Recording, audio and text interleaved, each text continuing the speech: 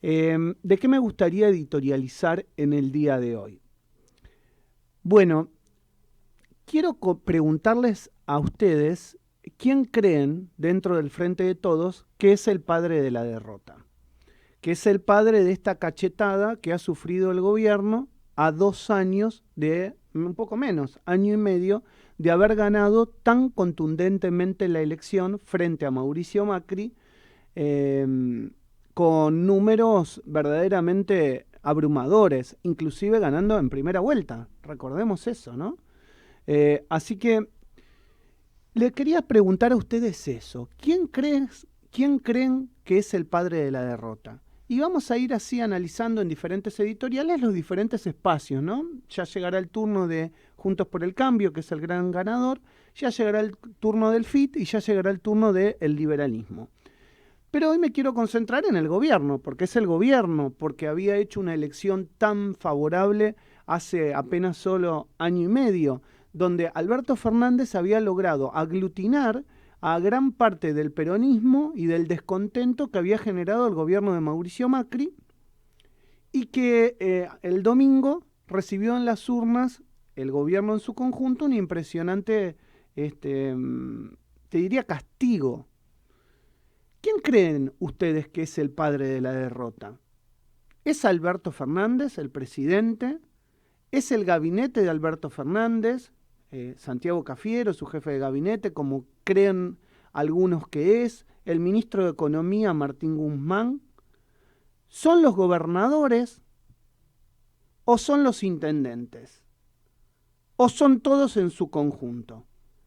También puedo agregar, ¿son los candidatos que no eran buenos? Es decir, Victoria Tolosa Paz, Leandro Santoro como cabeza de lista, es el armado que tuvo el Frente de Todos, la elección que hubo de candidatos. ¿Quién es el padre de la derrota? ¿O quiénes son los padres de la derrota? ¿Y por qué me hago esta pregunta? Me hago esta pregunta porque empezaron a salir entre lunes y martes muchas voces, sobre todo del ala izquierdista de la coalición gobernante, que le piden al presidente cambios de gabinete, renuncias a un conjunto del gabinete, que le piden que hay que realizar políticas más de izquierda que las que está realizando. Y yo me preguntaba, ¿cuál es el bastión electoral más importante que tuvo el gobierno o que tuvo el peronismo desde el advenimiento de la democracia hasta acá? Y es obvio, es casi seguro, que la respuesta de todos ustedes va a ser la provincia de Buenos Aires, el conurbano bonaerense. Y sin embargo, en la provincia de Buenos Aires se pierde por casi 5 puntos, que era lo que se pensaba en ganar, por casi 5 puntos. O sea que se le da vuelta la taba en la provincia de Buenos Aires, y uno se pregunta, yo me pregunto, si el gobernador Axel Kicillof, que dialécticamente siempre habla de políticas mucho más de izquierda que el propio presidente Alberto Fernández, no es el gran padre de la derrota, con la cámpora en su conjunto, y si a consecuencia de esto no están rumbeando mal los que les piden a Alberto Fernández que se izquierdice más. Porque hago este análisis. Si la provincia de Buenos Aires se hubiese ganado y todo el país se hubiese, o la gran parte del país como pasó, se hubiese perdido, entonces yo digo la verdad que Grabois, Alicia Castro y toda la cámpora tienen razón en lo que le están diciendo a Alberto Fernández. Porque la provincia de Buenos Aires se muestra bien administrada, porque la provincia de Buenos Aires tiene territorialidad para mostrar de que las políticas que llevó adelante en este territorio sí dieron sus frutos y no así en el resto del país. Y sin embargo esto no pasó. Hay distritos donde históricamente los intendentes son peronistas que ganó Cambiemos o que ganó Juntos. Entonces, ¿quién es el padre de la derrota?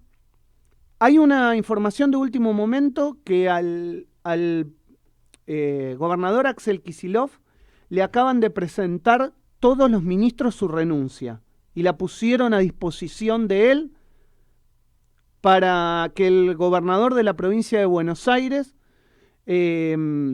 haga lo que cree que tiene que hacer. La pregunta es, ¿qué hay que hacer?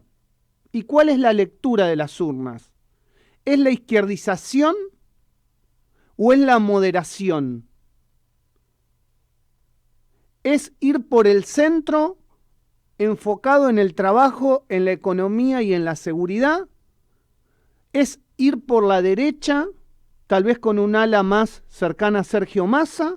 ¿O es ir por la izquierda con más Estado, con más carga pública, con más impuestos? ¿Cuál es la solución? ¿Qué es lo que pidió el voto popular? Y tal vez no entender que lo que pidió el voto popular es un poco de cada cosa. Cada uno votó en contra del gobierno por algo. No todos votaron en contra del gobierno por la misma cosa. Porque si no, es muy fácil decir, fue solamente la cuarentena. Fue la cuarentena, claramente, fue la cuarentena, fueron los muertos, fueron las causas que se abrieron en el medio de la cuarentena con gente que quería ir a trabajar, es la inseguridad, es la economía. Es decir, hay infinidad de factores por los que el gobierno, es la inflación, por las que el gobierno en la provincia de Buenos Aires, en su bastión central, pierde. Y eso se traslada a todo el país. Ahora vos me vas a decir, mucha gente cree que el gobierno debería haber tenido más contención de la que tuvo. Es posible. Pero el principal factor para evitar mayor contención es no haber quebrado la economía como se quebró. No haber generado tantos días de cuarentena irrestricta donde un señor que tenía que venir a hacer un trabajo de electricidad a la capital federal, de plomería o de gas, lo bajaban del colectivo, caminaba 5 cuadras y encima se iba con una causa judicial a su casa. Hay que leer lo que pasó en la cuarentena. Hay que leer lo que pasó. Lo que pasó fueron pérdidas de libertades en todos los ámbitos. En todos los ámbitos. Y esto no quiere decir que el presidente haya sido el único responsable. Seguramente tuvo una gran cuota de responsabilidad, marcando con el dedito lo que no había que hacer y después haciendo jolgorios en Olivos. Claramente que el presidente mostraba con el dedo lo que no quería que hagan los otros, pero adentro de su casa había fiesta y los ratones bailaban. Era el flautista de Hamelin tocando una gran orquesta y toda la comitiva adentro en Olivos haciendo grandes eventos. Cuando vos no podías abrazar a tu familia, cuando tus hijos no podían ir a la escuela, 1 año sin ir a la escuela, familias que se destrozaron, inclusive que han llegado a haber infinidad de divorcios, porque no podías tener una vida relativamente organizada. Como te digo, desde el trabajo, desde lo emocional, desde lo educacional y desde lo económico, claro está. Entonces, creer que solamente esto es una cuestión económica es no dar en la tecla del problema de lo que pasó en este 1 año y medio. Y soy yo, y es mi programa, y creo que son todos los entrevistados que tenemos, que entendemos el diagnóstico de dónde tomó el gobierno el presidente Alberto Fernández, de un piso extremo que le había dejado el gobierno de Mauricio Macri. Y sin embargo, Cambiemos resurge como el ave fénix desde sus cenizas. Pero lo que yo les decía, y les dije el primer día, creo que esto no es un cheque en blanco tampoco para Cambiemos. No es un cheque en blanco. Si Cambiemos no se pone los pantalones largos con propuestas que lleven a ser superadoras de cara al 2023, no necesariamente la gente los va a votar. No necesariamente la gente los va a votar. Acá están dándole una cachetada terrible al gobierno por el mal manejo que tuvieron durante 1 año y medio. Pero esto no quiere decir que hayan gustado muchas de las propuestas que hizo Cambiemos, sino que lo que quiere decir es que están castigando al gobierno. Por eso, humildemente, más allá de quién sea el padre de la derrota dentro del gobierno, que para mí son todos, un poco de cada uno dentro de ellos,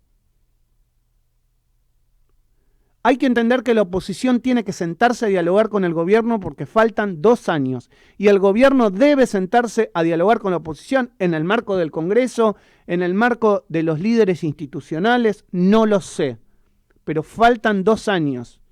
Y no sería bueno que no nos tengan en ascuas de acá hasta noviembre, que son las elecciones generales, y en vilo, respecto a cómo vamos a seguir con cierta certidumbre en estos 2 meses. Porque no podés tirar la casa por la ventana de acá a noviembre. Sería bueno que el gobierno tome la iniciativa de políticas directrices y lo que siempre digo, dar certidumbre, que es lo que le falta en este país. Desde la inflación, desde la política macroeconómica, desde la política microeconómica, desde el dólar, desde los indicadores. Si no hay certidumbre, no va a haber crecimiento. La Argentina es muy volátil, somos muy volátiles. Y creo que en gran parte esa volatilidad se tradujo en la derrota del gobierno. No se pueden cambiar las condiciones económicas, sanitarias, de cuarentena, en 10 minutos. No se puede decir en 10 minutos que vos no salgas de tu casa porque te vas a morir, que el virus te va a buscar, decía el presidente. No salgas de tu casa que el virus te va a buscar si salís a la calle. Y hacían jolgorios en Olivos.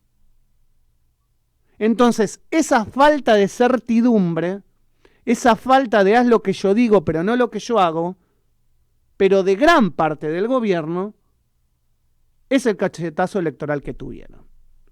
Para mí, el padre de la derrota es el Frente de Todos, y querer endilgarle solamente esto a Kicillof, al presidente o a Cristina, es no entender que durante 1 año y medio nadie puso un freno y nadie puso un no, esto por acá no va, a una política sanitaria, económica, de seguridad que no funcionó.